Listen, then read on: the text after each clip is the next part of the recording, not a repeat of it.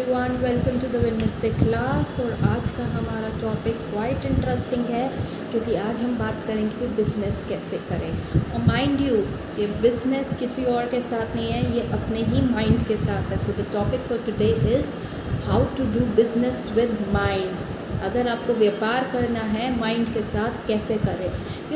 Mind ही सबसे ज़्यादा हमें फंसाता है। हमने पीछे पढ़ा था कि कैसे अगर माइंड आपके कंट्रोल में है तो आपका वो बेस्ट फ्रेंड है, और अगर माइंड आपके कंट्रोल में नहीं है तो वो आपका वर्स्ट एनिमी है। So mind is like a kid, ठीक है। माइंड एक बच्चे के समान है, और जैसे एक पेरेंट को पता होता है कि बच्चे को कब कहाँ कब चाहिए, और बच्चे को नहीं पता होता, बच्चे का गला भी ख़राब होगा तो वो आइसक्रीम की शॉप पे बिखर जाएगा, वो लेट लेट के रोएगा कि नहीं मम्मा मुझे तो आइसक्रीम खानी है। पर मदर को पता होता है कि अगर अभी इसे आइसक्रीम खिला दी तो इसका गला बहुत ज़्यादा ख़राब हो जाएगा और ये बहुत सिक हो जाएगा, क्या पता लंग इन्फेक्शन हो जाए, निमोनिया हो जाए, और गिवन अ सिनेरियो कोविड ना हो जाए। सो मदर जो होती है बच्चे को किसी ना किसी वे में बिजनेस करती है, साम दाम दंड भेद इन सारी चीज़ों को अपना के वो समझाती है।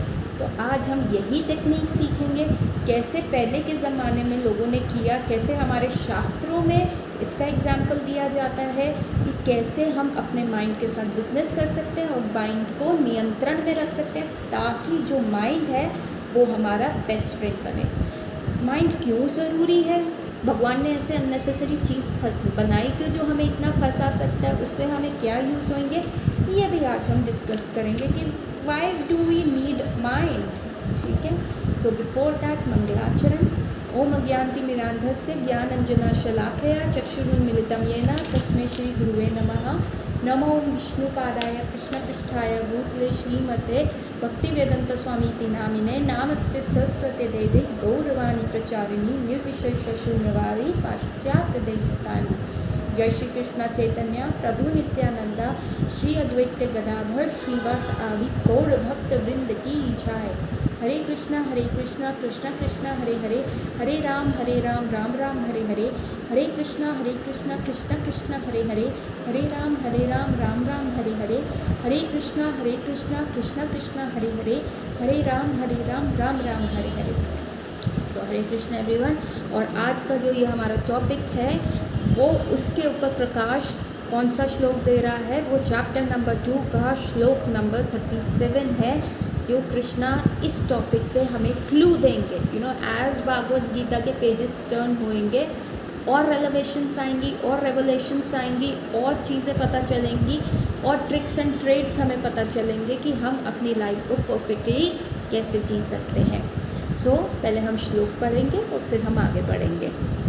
हतो वा प्रयासी स्वर्गा जित्वा या भोक्ष्यै महीम तस्मादुत्तिष्ठ कौन्तेया युद्धाय कृतनिश्चय।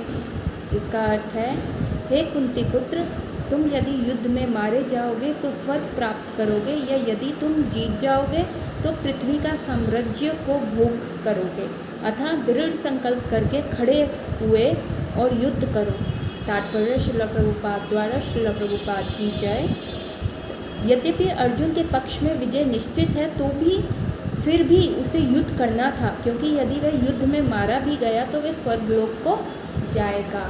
सो यहाँ पे कृष्ण क्या ट्राई कर रहे हैं, अर्जुन क्योंकि बहुत बैफल हो गया है, क्योंकि उसने अपने फॉल्स ईगो से बहुत ज़्यादा आइडेंटिफाई कर लिया कि हाँ मैं ये शरीर हूँ और इस शरीर के साथ जो मेरे रिलेशनशिप है, जिसको निमित्त धर्म है, वही मेरे लिए इम्पॉर्टेंट है। उसने सोल कंसेप्ट को छोड़ दिया है कि सोल का नित्य धर्म क्या है, परमात्मा की तरफ जाना, एक धर्म युद्ध में भगवान का just being an instrument in the hand of the God, हमें वो चीज़ बननी है। तो अर्जुन ने वो चीज़ छोड़ दी है। तो अब कृष्ण उसको किसी वे में समझा रहे, क्योंकि उसका माइंड बड़ा चाइल्डिश हो गया, चाइल्ड की तरह वो कर रहा है, नहीं मैं कैसे मार दूँ, ये है। तो कृष्ण जो है धीरे धीरे बिल्ड कर रहे हैं, नहीं तुम शरीर नहीं हो, आत्मा नहीं हो, तुम्हारा जो इन लोगों के साथ रिलेशनशिप है वो टेम्परेरी है, जो शाश्वत है वो तो सोल का परमात्मा के साथ रिलेशनशिप है। तो थिंक अबाउट दैट। अच्छा तुम्हें शरीर का हो रहा है, शरीर कभी मरता नहीं है, ख़त्म नहीं होता, उसको कोई जला नहीं सकता, तो वाई डू यू वरी कि तुम इन लोगों को मार दोगे, ऐसा थोड़ा ना होएगा। अच्छा इस पॉइंट से भी कन्विंस नहीं हो रहा तो कृष्ण कहते हैं कि कि भाई अगर तुम कर रहे हो ऐसा तो तुम अपनी माइंड की जो सुन रहे हो, जिनके लिए कर रहे हो, यही तुम्हें गालियाँ देंगे। क्षत्रिय के लिए क्या है, अपनी तुम अपने अभी शरीर से इतना रिलेट कर रहे हो तो क्षत्रिय धर्म तो निभाओ, बिकॉज यू आर बॉर्न क्षत्रिय। तो और क्षत्रिय के लिए सबसे इम्पॉर्टेंट क्या है कि अगर कोई उसकी इंसल्ट करता है या उसके बारे में ऐसा बोला जाए, उसको नपुंसक बोला जाए कि देखो फाइट से भाग गया, पीठ दिखा दी, तो वो तो उसके लिए सबसे ज़्यादा जो है दुख वाली बात है। उसके लिए तो ये सुसाइडल है। तो अगर तुम अपनी बॉडी से ही रिलेट कर रहे हो तो कम से कम अपना क्षत्रिय धर्म तो निभाओ, निमित्त धर्म तो निभाओ। तुम क्यों ऐसे बैफल हो रहे हो, क्यों ऐसे फंस रहे हो? सो जब ये चीज़ें बोलते हैं कृष्ण, तो अब अगला पॉइंट वो क्या कर रहे हैं, अब उनको बार्गेन कर रहे हैं अर्जुन के साथ कि अर्जुन कह रहे हैं नहीं नहीं, मेरे लिए तो लूज़ लूज़ सिचुएशन है। अगर मैं अपने भाइयों को क्या कहते हैं मार देता हूँ या अपने भाइयों को दगा दे देता हूँ, या मेरे भाई युद्ध में मर जाते हैं और मेरे को पूरे संसार का भी जो है राज्य मिल जाएगा रूल करने के लिए, तो सब लोग कहेंगे कि देखो ये तो भाइयों का हथियार है। और अगर मैं मर गया तो फिर मैं उस राज्य का क्या करूँगा, मेरे को तो भोगने को ही नहीं मिलेगा। तो मेरे लिए तो लूज़ लूज़ सिचुएशन है। पर कृष्ण कह रहे हैं कि नहीं, नज़रिया बदलो। यहाँ पे देखो, अगर तुम युद्ध में पार्टिसिपेट करते हो, जीत गए, तो राज्य मिलेगा करने के लिए और कोई तुम पे उंगली नहीं उठाएगा। क्यों? क्योंकि Duryodhana already has been hence proved कि वो गलत राजा था। उसने एक स्त्री का सम्मान नहीं किया, उसके अंदर इतना ग्रीड था, उसके अंदर इतना एरोगेंस था। और these are not the qualities of a ruler.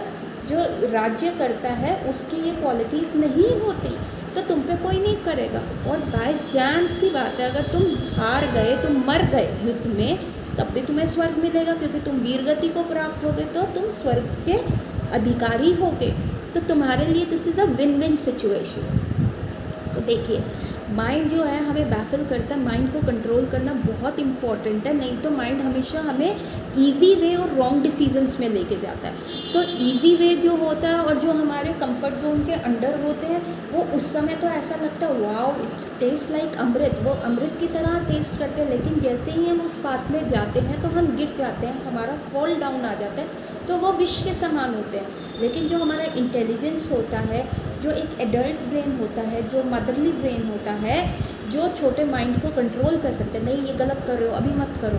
उस समय माइंड को लगता है यार कितना टफ है, बिल्कुल you know it's like a poison.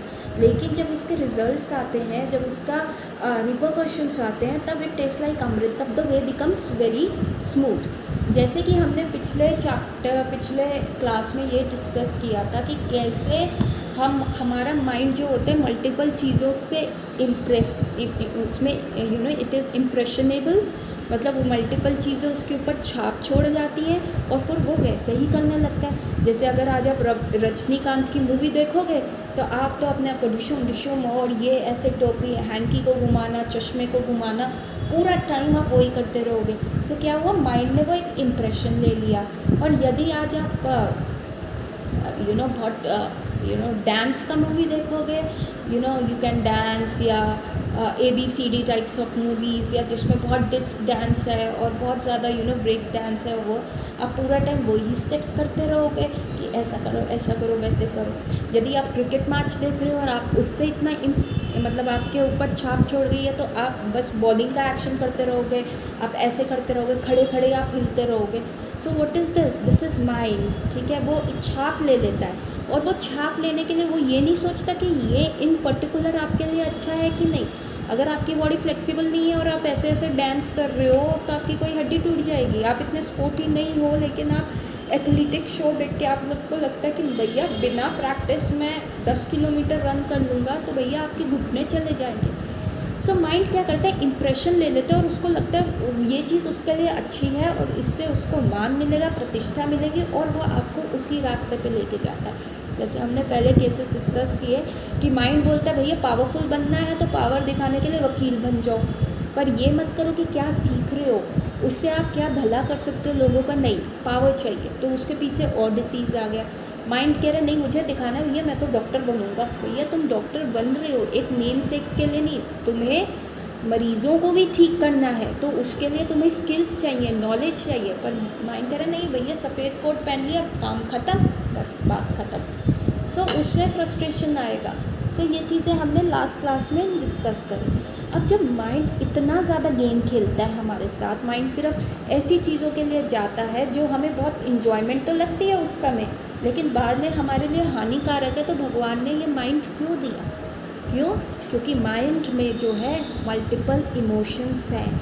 Mind में आप हैप्पीनेस फील कर सकते हो। माइंड मतलब इतने सारे इमोशंस आपके अंदर लेके आता है, ठीक है। अगर इमोशंस ही नहीं होंगे तो हम सिर्फ इंटेलिजेंस से क्या होंगे, रोबोट बन जाएंगे। हम बिल्कुल रैशनल चलेंगे, बिल्कुल हमारा मोशन भी जो होगा वो बिल्कुल रोबोटिक हो जाएगा। लेकिन माइंड क्या करता है, वो ह्यूमननेस लाता है, वो इमोशंस लाता है, वो दया भाव आता है। तो ये भी माइंड के एक वर्च्यूज़ हैं जो इंटेलिजेंस में नहीं है। इंटेलिजेंस बिल्कुल रैशनल है, अच्छा ऐसे कर लो। अब जैसे फॉर एग्जांपल एक बहुत इंटेलिजेंट डॉक्टर है, लेकिन वो इमोशनल सेंटिमेंटल और माइंड नहीं है। अगर उसको किसी को न्यूज़ ब्रेक करनी होगी कि भाई तुमको कैंसर है, तो कहेगा देखिए जी आपकी ये रिपोर्ट्स आई हैं, तो आपको ना 4th ग्रेड कैंसर है, उसका कोई इलाज नहीं है, आप इनकी सेवा कीजिए। वो बिल्कुल इनह्यूमन वे में बोल देगा। वो कहेगा जी हाँ देखिए मेरे पास स्टैटिस्टिक्स है ना, मैं क्या कर सकता हूँ इसमें, देखिए रोइए धोइए नहीं, प्लीज़ आप बाहर जाइए, आई एम वेरी बिजी, मैं दूसरे पेशेंट की मदद कर सकता हूँ। So this is inhuman. और जो माइंड वाला होगा जिसमें सेंटिमेंट्स होंगे, वो कहेगा आप एक मिनट बैठिए, क्या आप पानी लेंगे, देखिए वैसे तो आपकी रिपोर्ट्स में ऐसा आया है, पर विश्वास रखिए, भगवान पे भरोसा रखिए, कई बार चमत्कार होते हैं, तो आप इधर सलाह ले सकते हैं, आप इधर अपना ग्रीफ काउंसलिंग करा सकते हैं। तो वो ऐसे माहौल बना के चीज़ों को थोड़ा सा सेटल करेगा। So mind is very important. क्यों? क्योंकि भगवान को हमारे शास्त्र विद्या नहीं चाहिए, भगवान को हमारा रटन पटन नहीं चाहिए, भगवान को एक ट्रू इमोशंस चाहिए। तो आप कभी किसी से प्यार करते तो वो सेंटिमेंट्स कहाँ से आएंगे? वो माइंड के थ्रू जनरेट होते। पर एट द सेम टाइम अगर ये sentiments out of the range हो गए और इंटेलिजेंस का डैम नहीं लगा, बांध नहीं लगा, तो ये हार्मफुल भी है, फ्रस्ट्रेशन में भी लीड कर सकते हैं, डिसीज़ेस का भी कॉज है जैसे हमने पहले डिस्कस किया और आगे भी हम डिस्कस करेंगे। और they can lead to suicidal और होमोसाइडल टेंडेंसी। आप खुद को मार लोगे या अगले को मार लोगे। मुझे नहीं इतना गुस्सा है ना डॉक्टर साहब, उस समय ऐसा लगता है या तो मैं अपना सर फोड़ दूँ दीवार से या अगले बंदे को मार दूँ। ये क्या है?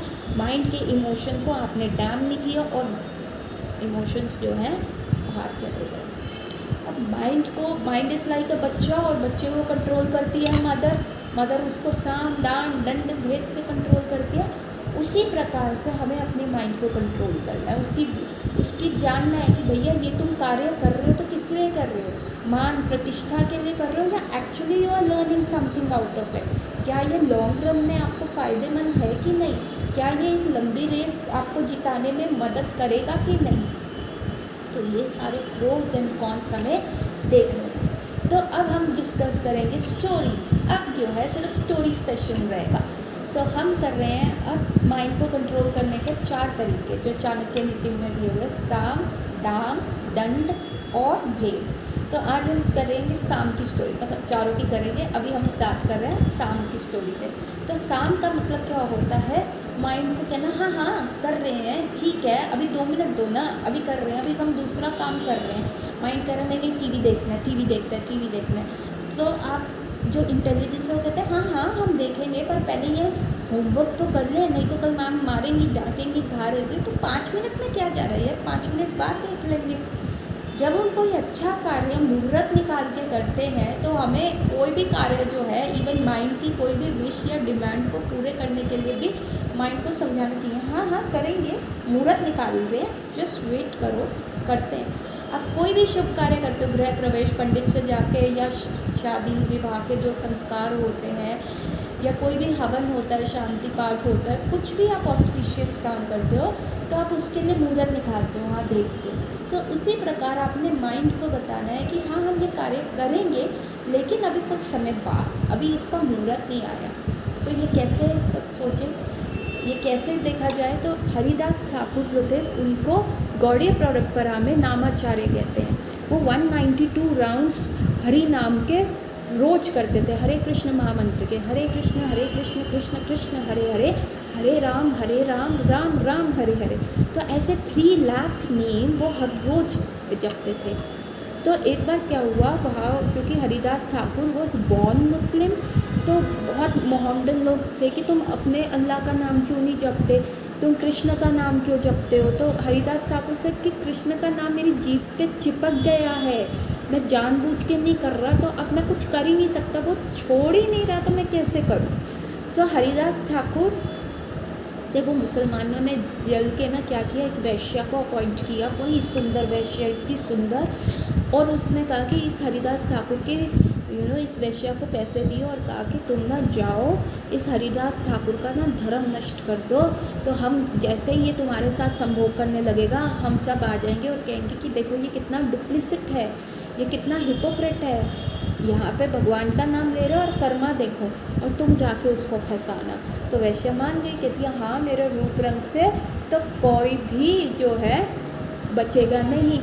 तो वो वैश्या क्या करती है, जाती है, बड़ा सच धज के जाती है हरिदास ठाकुर की कुटिया में, और रात को, और हरिदास क्या कर रहे होते हैं, अपना नाम जप कर रहे होते हैं। और जब वो हरिदास नाम जप कर रहे होते हैं तो वैश्या आके कहती है प्रणाम स्वामी जी, मेरे को आपसे कुछ कार्य है। तो स्वामी जी हरिदास जी कहते बोलो बेटी क्या कार्य, कहते नहीं मैं ना आपके साथ ना शारीरिक संबंध बनाना चाहती हूँ, संभोग करना चाहती हूँ। तो हरिदास ठाकुर समझ गए, तो उन्होंने कहा ठीक है करेंगे, मतलब करते हैं, तुम मैं किसी की भी विशेष को नो नहीं करता, मैं येस मैन, हाँ डेफिनेटली करेंगे। सो दिस इज साम, माइंड को कहना येस हाँ करेंगे, वेट करेंगे थोड़ा देर।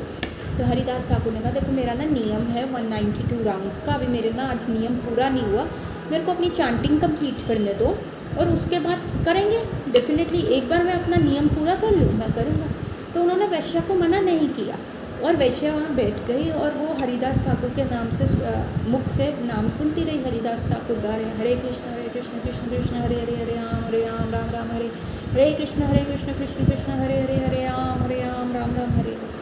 और पूरी रात बीत गई और हरिदास ठाकुर के राउंड्स हुए नहीं, और सुबह हुई तो वैश्या ने कहा स्वामी जी अब तो मैं जाती हूँ, मैं आऊँगी। तो हरिदास ठाकुर कहते हैं ठीक है आज सॉरी मुझे पता नहीं था तुमने आना था, तो मेरे राउंड्स कंप्लीट नहीं हुए, आज मैं करके रखूँगा, तुम आज आ जाना। तो वैश्या बड़ी खुश हो गई कि ठीक है, वो गई और अगली रात को फिर आ गई। और अब प्रभु हरिदास ठाकुर कहे हाँ करेंगे डेफिनेटली, मैं तुम्हारी इच्छा का सम्मान करूँगा, मैं तुम्हें रिफ्यूज़ नहीं करूँगा, बट अभी मेरे थोड़े से राउंड्स रह गए, मैंने बहुत प्रयास किया कि मैं जल्दी कर लूँ लेकिन मेरे से हुए नहीं, I am very slow, what to do, तो तुम बैठो मैं करता हूँ। अगेन नेक्स्ट नाइट निकल गई, तो थर्ड नाइट अगेन वैश्या आ गई, तो हरिदास ठाकुर ने कहा हाँ थोड़े राउंड्स रह गए मैं करता हूँ। और फिर हरिदास ठाकुर करने लगे, और फाइनली शुद्ध भक्त के मुख से हरि नाम सुनते हुए वैश्या ने सब त्याग दिया और कहा मुझे ये चाहिए जो आप कर रहे हो, मुझे ये चाहिए। और वो जो वैश्या है हरिदास ठाकुर को सरेंडर कर दिया और उनकी जो है डिसाइपल बन गई। और हरिदास ठाकुर ने कहा कि जाओ तुम अपना जो पैसा है वो सब गरीबों में बांट जाओ, सिर्फ प्लेन क्लोथ्स में आ जाओ, ये कुटीर जो थी तुम रख लो, मैं तो अब यहाँ से ट्रैवल कर रहा हूँ, और ये तुलसी महारानी है इनके सामने बैठ के तुम नाम जप करो और इन्हीं तुलसी महारानी की सेवा करना। So this is what it is called mind control. तो जो वो वैश्या थी वो माइंड को रिप्रेजेंट करती थी, वो एक स्ट्रॉन्ग इमोशंस को लेके आई, और हरिदास ठाकुर ने साम से इंटेलिजेंस से उसका माइंड हृदय परिवर्तन कर दिया, उसको चेंज कर दिया। हरिदास ठाकुर ने कहा कि मुझे पहले ही पता चल गया था कि मोहम्मदन लोग जो हैं वो ऐसे कर रहे हैं मेरे अगेंस्ट, मैं चाहता तो सुबह ही उस कुटीर को छोड़ के जा सकता था या अगले दिन भी जा सकता था, लेकिन मुझे तुम्हें ट्रांसफॉर्म करना था, इसलिए मैंने तुम्हें रोका और बुलाया। So this is called transformation of the mind. कैसे किया, माइंड एक बहुत स्ट्रॉन्ग इमोशंस लेके आया हरिदास ठाकुर को। So the agitation of the mind जो था हरिदास ठाकुर ने उसको डाइवर्ट किया, हाँ करते हैं, और वो पोस्टपोन करते करते दे कुड कंट्रोल। तो वो उस वैश्या का भी था कि पैसे के लोभ में कि हाँ कि मैं हरिदास ठाकुर को कर लूँगी, तो हरिदास ठाकुर ने उस प्रोसेस को पोस्टपोन किया, मना नहीं किया। मना करते तो वो माइंड शायद और एग्रेशन से आता हो और ज़्यादा फोर्सफुली करता, बैन करता और कोई प्रलोभन लेके आता। तो उन्होंने माइंड को टाइम ही नहीं दिया इतनी रणनीति बनाने का, उन्होंने पहले ही यील्ड कर दिया, हाँ करेंगे, लेकिन कब करेंगे वो निर्धारित करने के लिए वो पोस्टपोन करा, और उस समय में क्या हुआ, ट्रांसफॉर्मेशन आ गया। तो सेम वे अब साम तो हमने देख लिया, अब दाम कैसे करें, दाम का मतलब है जब अच्छी और अच्छी चीज़ का प्रलोभन दिया जाए माइंड को तो वो आपके कंट्रोल में आएगा। अरे मीठा खाना कितना अच्छा लगता है। अब शिला प्रभुपाद के जितने भी डिसाइपल्स थे वो सारे ही ऐसा फूड खा रहे थे, लेकिन ISKCON was a kitchen movement और शिला प्रभुपाद ने रसगुल्ले बनाए और उन लोगों ने कभी भी रसगुल्ले नहीं खाए थे। और जब उन्होंने टेस्ट किया, जस्ट कि संडे फ्री प्रसाद मिलता है, संडे जो होता है लव फीस्ट होता है, तो बहुत सारे भक्त आए और कृष्ण प्रसादम ने इतना चेंज कर दिया कि उन्होंने सारा नॉन वेज सब चेंज कर दिया और कृष्ण को सरेंडर कर दिया। तो जब आप हायर टेस्ट देते हो किसी चीज़ का तो लोअर टेस्ट जो होते हैं चले जाते हैं। यही होता है दाम की, मैं तुमको और ज़्यादा दाम दूंगा। तो शिला प्रभुपाद ने जब रसगुल्ले बनाए, these were called ISKCON bullets, और इन्होंने ऐसा निशाने पे तीर मारा कि सबका हृदय जो है परिवर्तन हो गया। तो कई लोग तो सिर्फ इस्कॉन में प्रसादम पाने आते थे।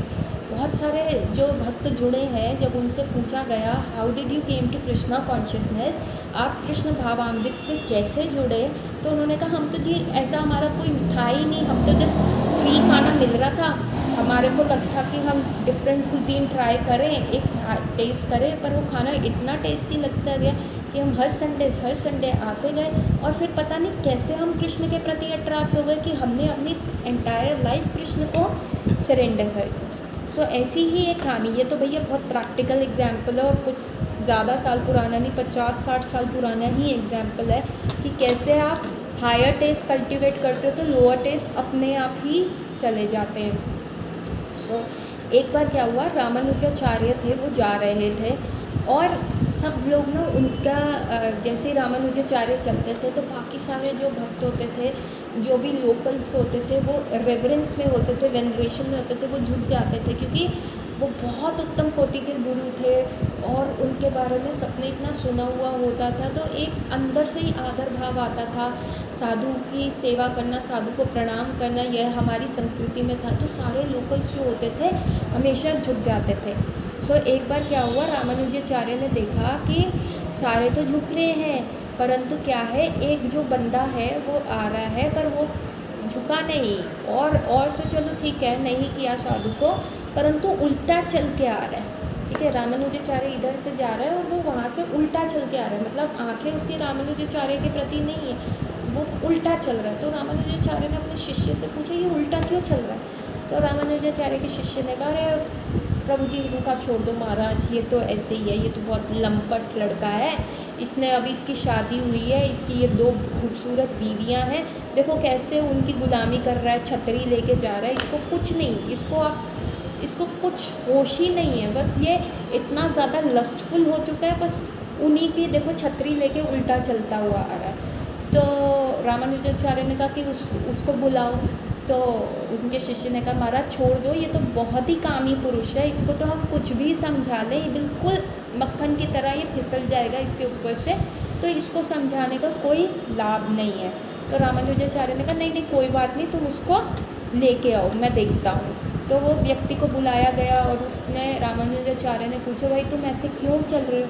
उन्होंने कहा ये जो मेरी दोनों पत्नियां हैं ना, इनकी आंखें इतनी सुंदर हैं, इतनी ज़्यादा सुंदर है कि मैं जो है इनसे नज़रें हटा ही नहीं सकता, तो मैं एक क्षण के लिए भी वो मिस नहीं करना चाहता, इसलिए मैं उल्टा चल के आ रहा हूँ। तो रामानुजाचार्य ने कहा कि अगर मैं तुमको इससे अच्छी आंखें दिखा दूँ तो कहता मैं अपना पूरा जीवन वहाँ सरेंडर कर दूँगा, पर शर्त है कि इससे अच्छी कोई चीज़ हो ही नहीं सकती, मैं दावा करके कहता हूँ। तो रामानुजाचार्य ने कहा कि सुबह आना 4 बजे, मैं तुम्हें दिखाऊंगा। कहते सुबह सुबह 4 बजे? कहते हैं हाँ, तुमको उनसे अच्छी आंखें देखनी है तो आना है। कहते सुबह तो वैसे ही लोग उठते हैं, उनके बाल बिखरे होते हैं, कोई टचअप नहीं होता मेकअप का, तब तुम मुझे उनकी आंखें दिखाओगे।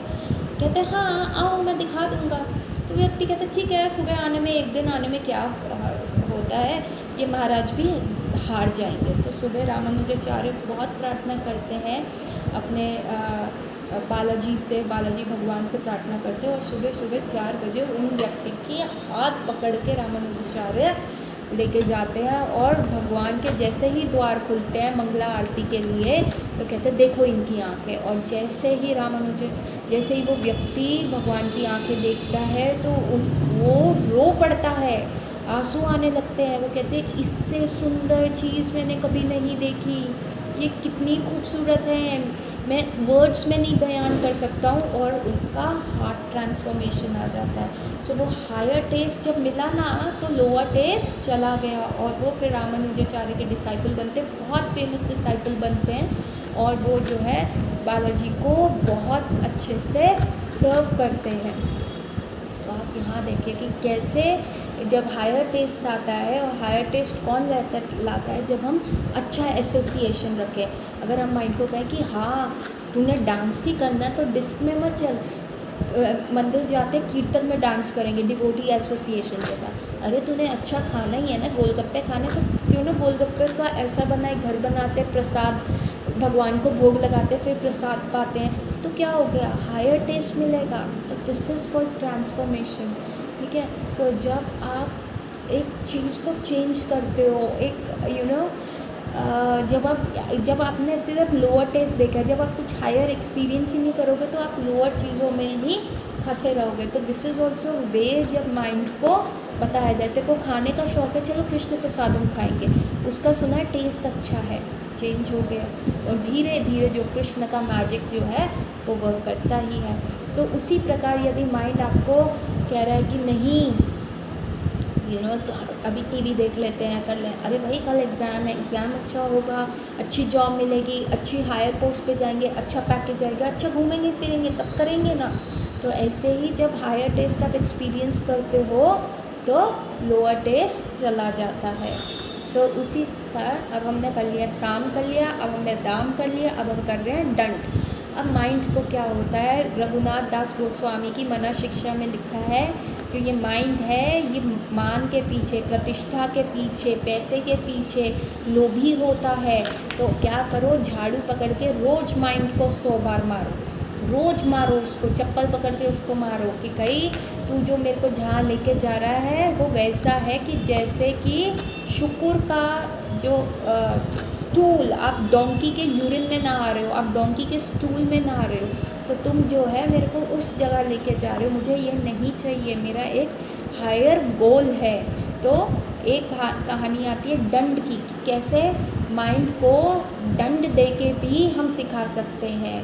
जैसे कई लोग तपस्या करते हैं, अपनी इंद्रियों को कंट्रोल करते हैं, और यदि वो कोई प्रॉब्लम क्रिएट कर देते हैं या कुछ ऐसा गलत कर देते हैं तो वो अपने आप को पनिश करते हैं उस चीज़ के लिए, नहीं मेरे को आगे से ये नहीं करना। सो मैंने सुना था कि कई जैसे बुद्धिस्ट मॉन्क्स होते हैं, यदि वो अपनी इंद्रियों को कंट्रोल कर रहे होते हैं, लेकिन यदि उनके अंदर कोई बैड थॉट आ जाता है तो वो अपने आप को पनिश करते हैं। ठंडे वाटरफॉल के नीचे वो खड़े हो जाते हैं कि ताकि आगे से एक स्टिमुलस डाल देते हैं कि अगर तुमने ये थॉट लाया, एक मेमोरी बना देते हैं, तो तुम्हें सुबह सुबह 4 बजे इतनी भरी सर्दी में बिल्कुल जो ठंडा पानी होता है, फ्रीजिंग टेम्परेचर वाला पानी होता है, उसके नीचे खड़ा कर दूँगा अगर तुमने ऐसा किया।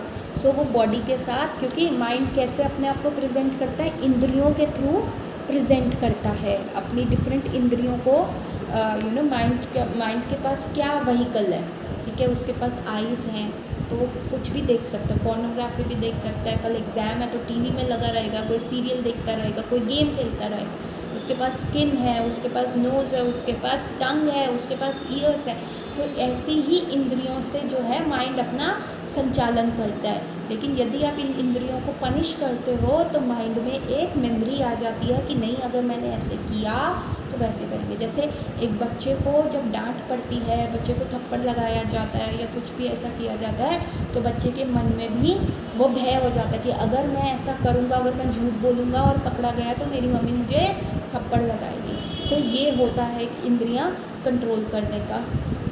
जैसे डॉक्टर भी होता है, वो कहते हैं किसी को शुगर है, अरे आप अगर ऐसे मीठा खाओगे तो आपको ब्लाइंडनेस हो सकती है, आपका शुगर इतना ज़्यादा बन जाएगा कि गैंग्रीन हो जाएगा, हाथ काटना पड़ेगा। तो जब माइंड ये सुनता है, दंड की बातें सुनता है, तो वो पेशेंट थोड़ा कंट्रोल हो जाता है, हाय कहीं मेरे को ऐसा ना हो जाए, हाय कहीं मेरे को ये चीज़ ना हो जाए। तो ऐसे बहुत सारे एग्जाम्पल्स आते हैं भागवतम में कि दंड कैसे मिलता है, तो जब हम माइंड को वो सारी स्टोरीज़ बताते हैं कि देखिए हिरण्यकशिपु ने दिखाया कि मैं कितना पावरफुल हूँ, मैं सबको कंट्रोल कर सकता हूँ, बस अपने बेटे को ऐसे किया, भक्ति से विमुख किया, तो देखो उसको कैसे दंड मिला। तो ये मल्टीपल स्टोरीज़ हैं जो हम अपने माइंड को सुनाते हैं कि कैसे हमें सही रास्ते पे चलना चाहिए। जैसे फॉर एग्ज़ाम्पल कि अगर जैसे पेशेंट का तो मैंने एग्ज़ाम्पल दे दिया, तो हम कई बार अपने दंड से सीखते हैं, कई बार हम दूसरे को देख के सीखते हैं कि दूसरे को दंड मिल रहा है, अरे उसने चोरी करी, देखो पकड़ा गया, अब उसको पुलिस जो है पकड़ के ले गई ना, हमें कभी चोरी नहीं करनी, नहीं तो पुलिस ऐसे पकड़ के ले जाएगी। तो कभी कभार जो है माइंड ऐसे सीखते हैं कि भैया दूसरे को दंड मिला है, कहीं मेरे को मैं ऐसा कार्य ना करूँ कि मुझे भी दंड मिले। और कई बार माइंड को दंड देना पड़ता है ताकि वो अपनी एक मेमोरी फॉर्म करे और आगे वो ऐसी चीज़ें ना करे। फॉर एग्ज़ाम्पल एक बार चैतन्य महाप्रभु के साथ ना एक सेवक साउथ इंडिया टूर पे गया। अब चैतन्य महाप्रभु भगवान है, उनका संग कर रहा है, लेकिन उसके माइंड से दुर्बल हो गया और वो क्या है, एक स्त्रियों के संग में चला गया, एक ऐसी ऐसे उन लोगों का संग करने लग गया जो बहुत ही ख़तरनाक मतलब वो थी, वो लूट लेती थी और लोगों को मतलब रॉब करने के लिए अट्रैक्ट करती थी। सो वो व्यक्ति वहाँ चला गया। अब चैतन्य महाप्रभु को बड़ा गुस्सा आया कि भैया ये कैसे चला गया। फिर चैतन्य महाप्रभु ने उसको जो है सेव किया, वहाँ से बाल पकड़ के वापस लाए कि तुम क्या कर रहे हो, उसको समझाया। और जब वो अपने टूर से वापस आए तो मैं कहा इस व्यक्ति को मेरे सामने से ले जाओ, तुमने ये मेरे को सेवक दिया था, मेरे को मेरा टाइम वेस्ट हो गया, ये तो स्त्रियों के चक्कर में चला गया था, अब इसको दंड दो, मैं इसका बहिष्कार करता हूँ। तो अब वो सेवक इतना डर गया, रोने लग गया, नहीं नहीं नहीं मैं आगे से नहीं करूँगा, कभी नहीं करूँगा, प्लीज़ प्लीज़ प्लीज़ प्लीज़। और फिर क्या हुआ, डिफरेंट डिवोटीज़ ने उसको बचाया और कहा कि चैतन्य महाप्रभु आप इसको मत देखना, कोई बात नहीं। पर वो व्यक्ति बहुत सॉरी फील कर रहा है, तो क्या करें, हम इसको छोटी सी सेवा दे देते हैं, हम इसको ना बंगाल जाने को कह देते हैं और आप जो साउथ इंडिया से प्रसाद लाए हो वो वहाँ पे वितरित कर देगा, आपकी मदर को दे देगा, और जो आपकी सारी स्टोरीज़ है साउथ इंडिया में आपने क्या क्या किया वो वहाँ पे जाके बता देगा। तो तब चैतन्य महाप्रभु ने कहा हाँ हाँ ठीक है, इसको भेजो, मैं इसको अभी देखना नहीं चाहता। तो वो व्यक्ति था काला कृष्ण दास। तो जब चैतन्य तो उसको जब दंड मिला तो उसको अपनी गलती का रियलाइजेशन हुआ और उसने प्रॉमिस किया कि मैं आगे नहीं करूँगा, मैं इतने अच्छे भक्त का जहाँ से मुझे हायर टेस्ट मिल रहा है, चैतन्य महाप्रभु के कीर्तन में डांस करने को और उनका संग मिल रहा है, यदि मैं उसको त्याग दूँगा तो मेरा क्या होगा। थोड़ा तो उसको होता है ना, माइंड क्या करता है, उसको पता है कल एग्ज़ाम है लेकिन मन कर रहा है ना देख लूँ, एक मूवी देख लूँ, 1 घंटा रात को जाग जाऊँगा। लेकिन यदि आप माइंड को स्ट्रांगली कंट्रोल करो, दंड दे के करा तो पेपर में फेल हो जाओ, क्या होगा, ये होगा, तो माइंड आपके कंट्रोल में आ जाता है। सो माइंड को एक हायर चीज़ दिखाओगे, हायर टेस्ट दोगे, तब वो चेंज होता है। माइंड को कहा हाँ तुम्हारा कार्य करते हैं, थोड़ा पोस्टपोन करोगे तब वो चेंज होता है। और यदि माइंड को दंड देते हो, जैसे बड़े सारे बुद्धिस्ट जो होते हैं वो ऐसा करते हैं, जो बड़े सारे तपस्वी होते हैं वो ऐसा करते हैं, तो यदि हम ऐसा करेंगे तो भी हम माइंड को कंट्रोल कर सकते हैं। माइंड के साथ आपको बात करनी है, उसका वीकनेस समझना है कि कहाँ वो वीक हो रहा है, और इंटेलिजेंस को इतना शास्त्र से, साधु से, गुरु के संग से स्ट्रॉन्ग करना है कि माइंड के साथ क्या यूज़ करना है, साम दाम दंड भेद क्या यूज़ करना है वो बताना है। अब आते हैं भेद पे। अब माइंड को क्या करना है, डिवाइड करना है, उसको माइंड को कंफ्यूज करना है, उसमें भेद लाना है कि कैसे तुम जो सोच रहे हो हाँ वो भी ठीक है, लेकिन अगर हम ये कर लेंगे तो इससे हमें ज़्यादा फ़ायदा होगा और ज़्यादा अच्छा होगा, और ऐसे मतलब आपको माइंड में भेद में लाना है। जैसे हम प्रोज एंड कॉन्स करते हैं ना कि कौन सा डॉक्टर के पास जाना है, होम्योपैथी लेनी है, एलोपैथिक लेनी है, अरे एलोपैथिक जाएंगे तो इंजेक्शन लगेगा, चलो होम्योपैथी से थोड़ा टाइम लग जाएगा लेकिन ठीक हो जाएंगे, जड़ से डिसीज़ चला जाएगा, और कड़वी दवाई भी नहीं है, मीठी दवाई है। तो अपने एक थॉट प्रोसेस में हमने भेद ला दिया, ठीक है, प्रोज एंड कॉन्स लिख दिए, और फिर क्या किया, उससे हमने अपने माइंड को सही जगह लाने के लिए इतने सारे प्रोज उस जगह उस थॉट प्रोसेस में लिख दिए जो कि हमें आगे हायर गोल तक लेके जाएगा, और कॉन्स उस सारे में लिख दिए जो हमें लोअर गोल में या फंसाए रखेगा। फॉर एग्जाम्पल इसकी कहानी आती है, दक्ष प्रजापति थे ना, तो दक्ष प्रजापति जो थे उनको ब्रह्मा जी ने कहा था कि अब आपने ना अर्थ की जो है पॉपुलेशन बढ़ानी है।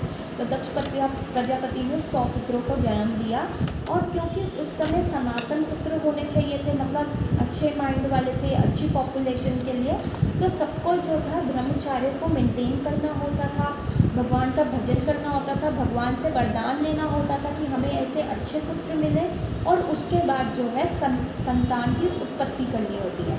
और आज भी आप देखेंगे कि बहुत सारी फैमिलीज़ में गर्भोधान संस्कार किया जाता है कि हम भगवान से आशीर्वाद लेके संतान की उत्पत्ति की जाती है। सो दक्ष प्रजापति को भी जो है ये थॉट, उन्होंने अपने पुत्रों को कहा जाओ तुम पहले जाके तपस्या करो, फिर संतान की उत्पत्ति करना। और फाइनली जब नारद मुनि उनके पास आए, तो नारद मुनि प्रचार करते हुए जा रहे थे, तो उन्होंने देखा दक्ष के प्रजापति के जो 100 पुत्र हैं वो ये कार्य कर रहे हैं। तो उन्होंने जाके उनको कहा कि तुम ये क्यों कर रहे हो। उन्होंने कहा जी हमारे पिता ने कहा है हमें अच्छी संतान चाहिए, हम अच्छी संतान की उत्पत्ति करेंगे।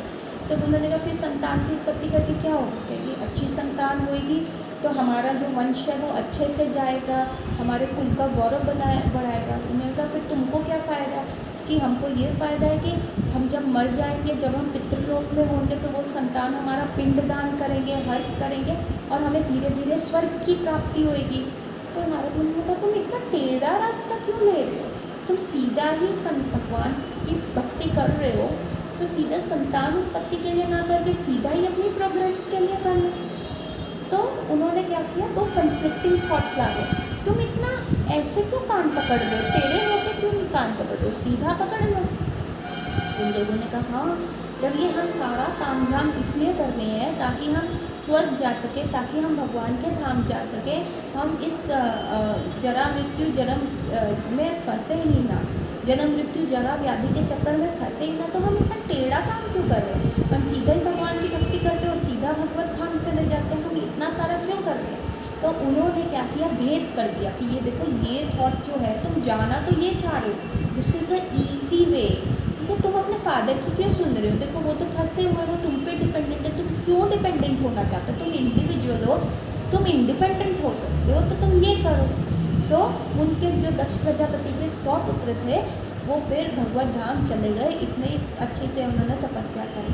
दक्ष प्रजापति को पता चला तो उनको बड़ा गुस्सा आया, फिर उन्होंने 10,000 पुत्रों की उत्पत्ति करी, और फिर उनको वही इंस्ट्रक्शन दिया कि तुम जाओ भगवान की प्रार्थना करो और अच्छे संतान उत्पत्ति के लिए जाके फल लेके आओ भगवान से। फिर नारद मुनि आए, तो नारद मुनि ने अगेन सेम थॉट रिपीट किया और कहा कि देखो तुम्हारे 100 भाई थे, उन्होंने सेम किया, तो तुम क्यों ऐसे फंसे हो, तुम भी वहीं पे जाओ ना, तुम भी वही करो। सो वो 10,000 पुत्र भी गए, और फाइनली दक्ष प्रजापति इतने गुस्से हो गए कि उन्होंने नारद मुनि को श्राप दे दिया कि तुम 2 मिनट से ज़्यादा भी ना एक जगह रुक नहीं पाओगे, तो तुम कहीं पे भी तुम्हारा घर नहीं होगा। तो नारद मुनि ने कहा दिस इज़ नॉट अ श्राप for me, this is a blessing for me, मैं तो चाहता ही हूँ कि मैं हर जगह घूमूँ और भगवान के नाम का प्रचार करूँ। सो देखिए माइंड जो था वो भोगों में जा रहा था कि हाँ हम ऐसे कर सकते हैं, लेकिन अगर माइंड को ही कंफ्यूज कर दिया कि यार इससे क्या होगा, इससे क्या होगा, इससे ये मिलेगा, अरे तो सीधा वे करो ना, तुम्हें ये चीज़ वैसे ही मिल जाएगी।